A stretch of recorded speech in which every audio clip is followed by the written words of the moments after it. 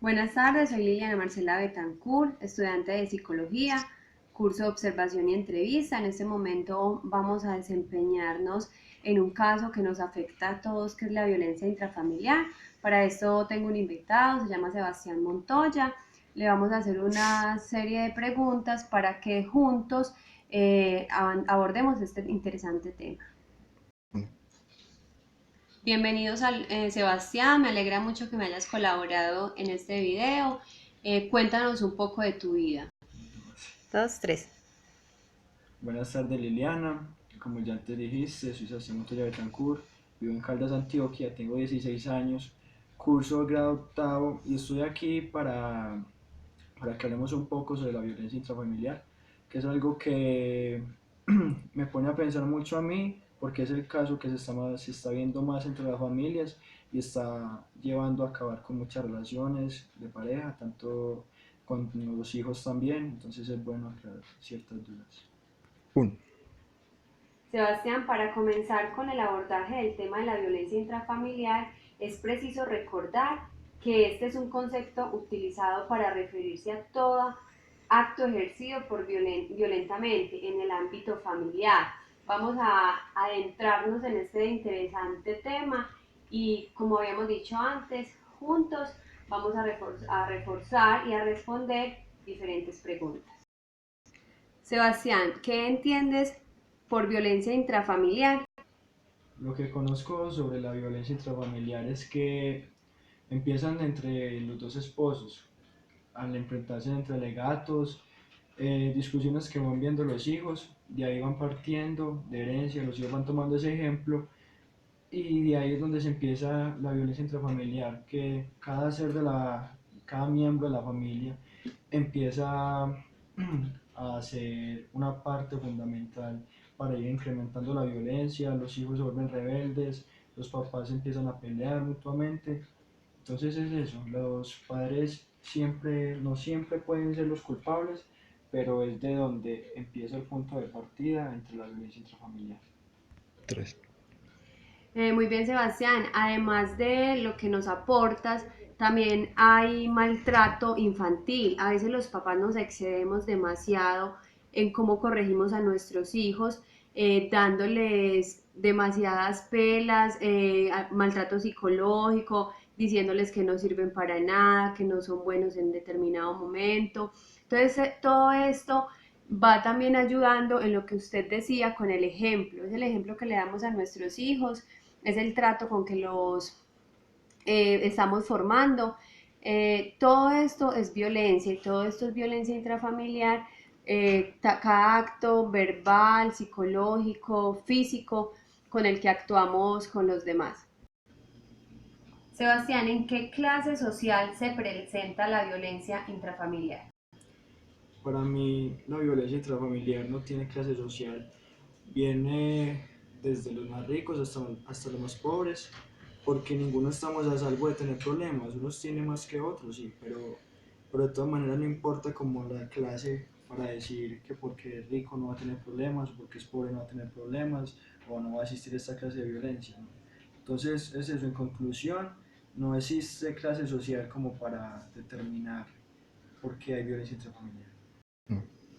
A veces, Sebastián, se evidencia un poquito más la violencia intrafamiliar en clases bajas porque en el afán del hambre, de la falta de oportunidades, de no tener comida, entonces vamos a estar más agresivos, estamos más propensos a maltratar a nuestros hijos, a nuestras esposas. Las esposas van a estar siempre alteradas por falta pues de los suministros necesarios para vivir.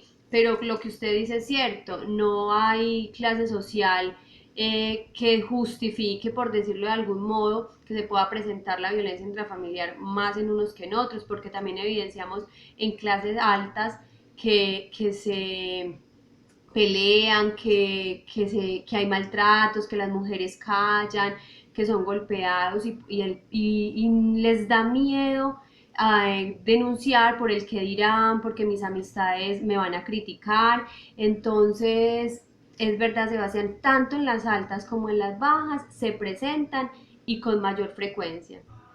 ¿Considera, Sebastián, que hay alguna justificación para la violencia intrafamiliar? Para mí no hay justificación porque simplemente todos los seres humanos no estamos libres de cometer errores. Entonces es como es eso, no podemos juzgar, no podemos maltratar, no podemos bajar la autoestima a alguien solamente porque se equivocó, no, porque ninguno somos perfectos.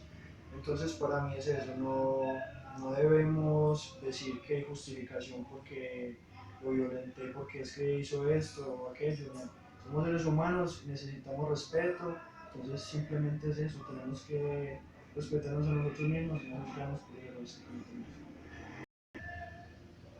En ese caso, Sebastián, en esta pregunta como tal, es importantísimo recalcar algo, y es que las mujeres se quedan calladas porque sienten que ellas son las culpables de que su esposo le despegó o que su esposo las gritó, que es con su accionar se merecen lo que pasó. Entonces estamos actuando bajo el miedo. Claro, Sebastián, que a veces también hay hombres violentados por mujeres, se ven en más poquitos casos, pero también se ve.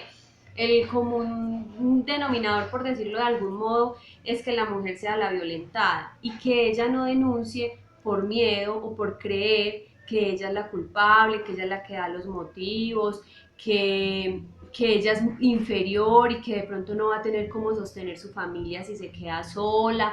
Entonces también hay que trabajar, Sebas, en eso para que la mujer no sienta miedo y no se sienta culpable. O sea, es lo que tú dices, nada justifica la violencia.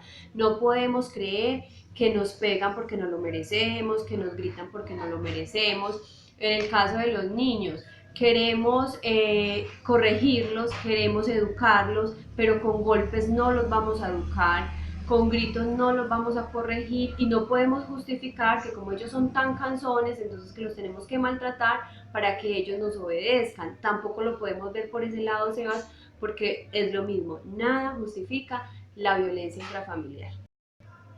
Sebastián, ¿ha vivenciado usted algún tipo de violencia intrafamiliar? Reconozco, Sebastián, que esta pregunta es muy personal y que usted me puede decir con toda confianza que a lo mejor no la quiere responder o que de pronto no puede o no quiere compartir con nosotros. Si en algún momento le ha pasado algo y nos quiere compartir, sería maravilloso. Claro que si no ha vivenciado ninguna violencia intrafamiliar, entonces también es válido y no lo puede decir. En algún momento, sí, Lili, porque tuve un problema con un familiar y de ahí empezó una violencia intrafamiliar. Sebastián, ¿y usted cómo manejó en aquel momento esta situación? ¿Qué métodos utilizó? ¿Cómo afrontó la situación? Me sentí como decimos, entre la espada y la pared, pero, pero gracias a eso, como que al pasar de los días me supe como entender a mí mismo, como darme el valor que otros no me estaban dando y a decirme a mí mismo que no me podía dejar juzgar por los demás, que no me debía dejar caer por otras personas. Eh, y también me puse a pensar en todas las expectativas que tengo, en todos mis sueños, en todas las metas que tengo por cumplir. Entonces fue una gran ayuda aquello, porque si otra persona hubiera sido que me hubiera dejado bajar la autoestima de aquella persona porque me dijo esto, porque me hirió con sus palabras o me golpeó, no me quiero referir muy bien a lo que sucedió, pero, pero lo que haya pasado fue eso. No me quise dejar caer, no me quise dejar eh, como renunciar a mis sueños, renunciar a mí mismo, porque una persona me dijo no vas a ser capaz, no vas a tener los dotes necesarios. Entonces supe entenderme a mí mismo, me supe encontrar con mucha ayuda de mucha gente y todo. eh, Pegaba a Dios porque he sido un hombre muy pegado a Dios, porque con Él todo lo puedo. Entonces parte desde ahí. Soy una persona que no me dejo llevar por nada, lucho por lo que quiero y es eso, no me dejo llevar porque si esta violencia intrafamiliar, la mejor solución no es tirar nuestros sueños. Es de admirar, Sebastián, que hayas tomado esa iniciativa de no generar más violencia, porque muchas veces cuando nos agreden, nosotros también respondemos con agresión. En cambio, cuando hacemos valer nuestros derechos, cuando nos respetamos, cuando tenemos autoestima, es más fácil parar allí la violencia. Cuando respondemos, esto se va a agrandar y entonces ya no va a ser solo una violencia verbal, sino física, emocional, y va a comprometer a la persona implicada en el primer momento, pero también a toda la familia, porque va a estar con el dolor de lo que le hicieron a lo otro. Entonces eso nos sirve a nosotros también de experiencia, tu vivencia, de que la violencia no puede generar más violencia. O sea, cuando hay un acto de violencia, ese debe parar allí. No responder, no agrandar la situación, sino tratar de que nos respeten, dejarlo muy claro y que la situación termine allí. Sebastián, como última pregunta y que me parece muy importante es, ¿qué acciones preventivas ha tomado usted para evitar la violencia intrafamiliar? Pues mira, como antes te decía, que me refería a que yo afrontaba los problemas no callando, no juzgándome a mí mismo. Es eso, tú debes de saber lo importante que sos, no te debes dejar caer, debes saber lo mucho que vales, debes de seguir luchando por lo que quieres. Entonces, la mejor prevención, lo mejor que te puede ayudar para superar todo eso es buscar ayuda, eh, decirte a ti mismo soy capaz, no soy lo que aquella persona dijo, pegarte de Dios porque Dios es el fundamento principal en tu vida. Entonces es como la mejor prevención, mejor tener como una conciencia limpia, no juzgada por los demás. Entonces, mejor dicho, hay que seguir como uno se siente bien, no como los demás quieren que seas tú. Pregunta es fundamental porque cada persona tenemos que actuar cada día en pro de la prevención. En este caso, prevenir la violencia intrafamiliar es muy importante y yo lo considero en tres pasos. El primero es el respeto, el segundo es la comunicación y el tercero es el diálogo. Porque si respetamos al otro, no vamos a tener por qué violentarlo, porque vamos a respetar su espacio, su integridad, su forma de ser tan diferentes que somos. La comunicación, cuando se presenta un problema entre nosotros y lo podemos hablar, lo podemos discutir, pero en una forma asertiva, no van a haber peleas, no van a haber agresiones porque vamos a llegar a un común acuerdo. Claro que si no se puede llegar al acuerdo, al menos se habló y se van a limar asperezas, por decirlo de algún modo. Entonces, esa comunicación que va de la mano del diálogo es fundamental para evitar la violencia intrafamiliar. Sebastián, hemos llegado a la finalidad de nuestra entrevista. Me alegra mucho que me hayas colaborado en este hermoso trabajo que fue desarrollado desde la Universidad Nacional Abierta y a Distancia. Fue un momento muy grato compartir nuestras experiencias, nuestros saberes.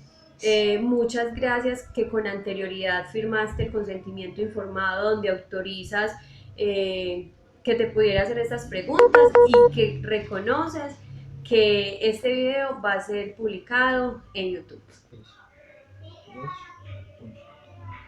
Muchas gracias Lili por tu invitación. Gracias a ti también aprendí demasiadas cosas. Me di a conocer de tanto ese tema que está resultando tanto en las familias colombianas, no solamente aquí también, sino en el exterior, que día a día vemos en noticias cómo sigue la violencia fomentando y ganándose territorio en nuestros países. Entonces mi invitación es a que no sigamos con tanta guerra, que sigamos luchando y nada, muchas gracias por tu invitación.